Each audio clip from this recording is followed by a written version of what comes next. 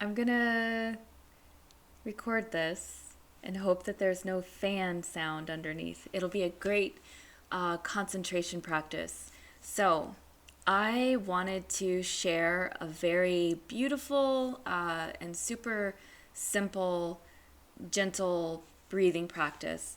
It's really nice for people who want to have the meditation experience but don't feel like they can sit and do nothing. So there's some hand posture, and then there's a focus, a concentration practice that will give your mind something to do. So this practice is called Nadi Shodhana or Lunar Breath, which is how I learned it initially in yoga class. I It is part of the pranayama practice, and I did go through a pranayama teacher training, but I was introduced to this breath practice in yoga classes initially. That's where I first learned about it. And it's one of the breathing practices that I've really fallen in love with and gotten a lot of benefit from. So it's very helpful for calming the mind down. So if you find that you are in an anxious state, in an overheated state, in a confused state in the sense that you're having a difficult time making a decision between choices and that's creating intensity or anxiety, this practice is very helpful in bringing us to center and calming the mind down. It calms the entire body down. We tend to notice it in the mind first. So I wanted to say that this practice is not ideal if you are experiencing congestion. So allergies, a cold, sinus congestion. The difficulty is we are going to be breathing through one nostril at a time, and if one of your nostrils is not working properly, it's going to be uncomfortable for you. So it's not recommended to do this while your head is congested. Don't force the breath. So this is a gentle practice. It's pretty accessible for everyone. So it's not going to be it's not a forceful practice. There are other practices that create heat in the body and get the blood flowing, and they're wonderful practices. This is not that. So I just want to encourage you to take it easy with this breathing practice. I'm just running through my head and thinking about what I want to tell you before I show you the practice. So, lunar breath, you'll want to go at your own pacing. So initially when I first learned this practice, I couldn't get the hand posture correct, and I couldn't remember what side of the head I started on. And as many years as I've been doing this, there are still times when I sit down to do this breathing practice and I can't remember which side to start on. So I share all of that just to let you know there is a period of learning the pattern of this breath practice, and I just encourage you to stay with it. Just stay with it, and even if you think you're doing it wrong, you can replay this video and get get yourself sorted out again. But I just want to encourage you to continue to be consistent with it. Make it a daily practice for the first 30 days. I typically recommend 2 to 5 minutes once you get the hang of it. And even within 2 to 5 minutes, you will definitely feel a shift in your body.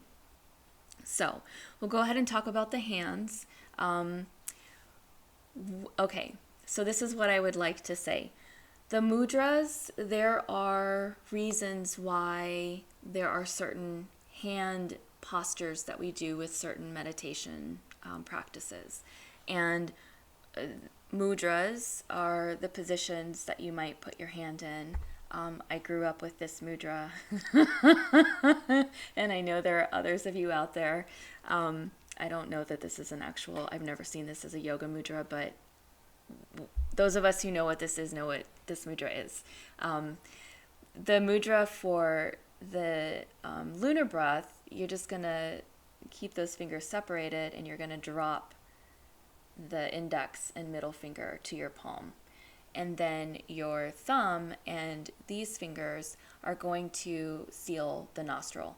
It's a gentle pressure. You do not need to press into your face with any force. You're just closing the nostril so that the air is forced into the other nostril. Now, there are people, and you may become one of them, who do not need to use the hand posture any longer to control the breath in the nostrils. If you work with this long enough, you may find that you can just use your mind to breathe in one side and out the other. You're actually going to be breathing in and out on a single side, one side at a time. But I just want to plant that seed for those of you who like an invitation and a challenge. Okay, but for the rest of us mere mortals, this is the hand mudra that we use. And I will walk you through the setup first, and then I'll demonstrate the posture. So you want to find a comfortable place to sit, and it is preferred that this be a seated posture. So I'm currently sitting on my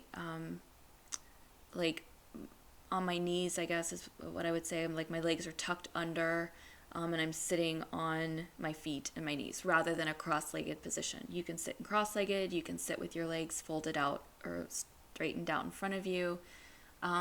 Ideally, you would not be sitting on your bed or a bed. And the reason for that, one of the reasons anyway, is that the body gets used to sleeping on a bed. And so the body, somatically, we just start shifting into a sleeping place, which could be wonderful if you're having difficulty sleeping. So if that's your purpose for using this breathing practice, and I have definitely used it for that purpose in the past, then sitting on a bed while you're doing this is entirely appropriate. But if you are starting your day, if you are looking for a little mental clarity or clearing or energy, you want to be sitting somewhere that's not a bed. So on the floor, on a couch, in a chair, you can do this anywhere. Dr. Seuss. Okay, so to get started, just settle into your space, settle into your body, and allow your body to breathe. Whatever your natural breathing rhythm is, allow that to happen. And I'm just going to sit with you for a couple of breaths, just to let you feel that in your own space and your own rhythm.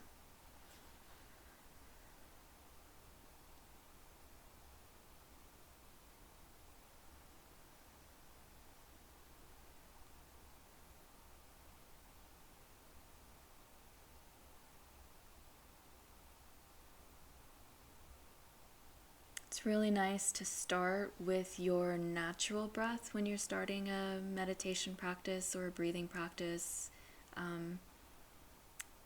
It's just nice to start with where you are. So what I'll do is I will walk you through the steps and demonstrate the steps, and then let you do a little of the breathing with me here as a guide. And then you can practice these steps on your own, and it's simple once you get it. There's a little coordination that can be challenging. I certainly was challenged for a long time when I first learned this, but it feels so delicious that I just kept coming back to it. So you can practice with the video, and then you can go off on your own, set a timer, or just breathe on your own and let that be your practice. So what you'll do is, let's just say that everyone can do the mudra. If you cannot, please do not let that be the thing that you get stressed out about. Just maybe I didn't show you. So when I first learned this, it was more like, there it was. It was like that. So this is how I was initially taught. Thumb on one side of the nose, and then when I'm breathing in one side, I leave that nostril alone, and then when I'm ready to switch, I'm just gonna switch over. The way that I was taught to teach it is that we use our dominant hand to do this, but if your non-dominant hand is the hand that's available, then that's the hand you use. So if this is what you can work with, you work with this.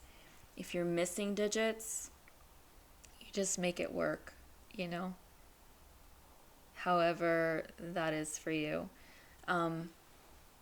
Okay, so take this setup, if this is the arrangement, the finger arrangement that you're working with, and you are going to first start with an inhale and an exhale.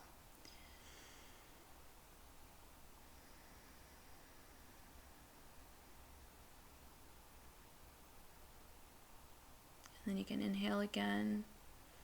And you're going to place your thumb on your right nostril. And you're going to exhale first through your left nostril. And then you're going to inhale through your left nostril. And then you're going to close both nostrils. And you're going to release the right nostril. And you're going to exhale. And then inhale. Seal your nostrils. And then exhale on the left side. Inhale on the left side. Seal your nose. Release the right side. Exhale. Inhale on the right side. Seal your nose. And then exhale on the left side. And inhale. Seal your nose. Exhale on the right. Inhale. Seal your nose. Exhale. Inhale on the left. Seal. And you're just going to move back and forth. That is the pattern.